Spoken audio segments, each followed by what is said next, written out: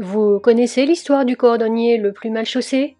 Celui qui travaille pour réparer les chaussures de ses clients, mais qui n'a pas le temps de réparer les siennes. Eh bien, le cordonnier, c'est moi. Non, je ne suis pas cordonnière, mais créatrice de papeterie pour l'organisation. J'ai fabriqué des agendas pour les vendre à mes clients, mais je n'ai toujours pas mon propre agenda pour la rentrée. Allez, je vous montre comment je le fabrique. Si vous me suivez sur cette chaîne, vous savez que même si j'ai plusieurs planificateurs, je n'ai qu'un seul agenda. Dans cet agenda, je planifie mes journées par bloc de temps. Et aujourd'hui, je dois me préoccuper de septembre et de la reprise de mon activité d'enseignante vacataire à l'université, en plus de mon activité principale de traductrice et mon activité artisanale. J'ai de quoi être occupée. Vous m'avez moins vu sur les réseaux et c'était volontaire. J'avais besoin de faire une pause pour me reposer et pour prendre un peu de recul pour Papier Plume. Et ce n'est pas pour un manque d'idées de produits à vous proposer, mais plutôt pour y mettre de l'ordre et placer les priorités dans le bon ordre. Je ne peux pas tout faire et je ne veux surtout pas m'épuiser à peine rentrée des vacances.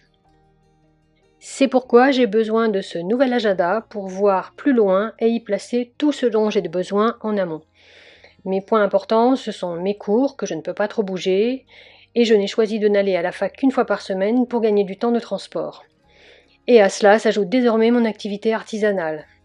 Et pour cela, j'ai un gros marronnier, c'est-à-dire une grosse échéance, la fin de l'année avec la production des nouveaux agendas pour 2027.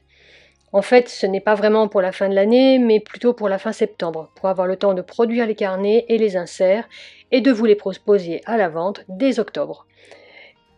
Et comme je préfère réfléchir sur du papier que sur mon ordinateur, j'ai vraiment besoin de cet agenda.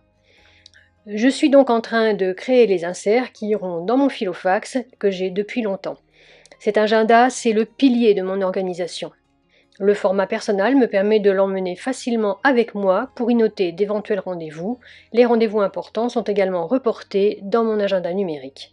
Cela me permet d'avoir des rappels sur mon téléphone au cas où je serais placé à côté d'une échéance. Voilà, j'ai fini de préparer les inserts et je n'ai plus qu'à les mettre dans mon filofax. J'enlève ce qui ne me sert plus, tout en gardant les derniers jours qui ne seront pas encore passés. Et voilà, nous sommes repartis pour une autre année scolaire. Et bien sûr, vous pourrez retrouver ces inserts sous forme papier ou à télécharger en PDF sur ma boutique Etsy.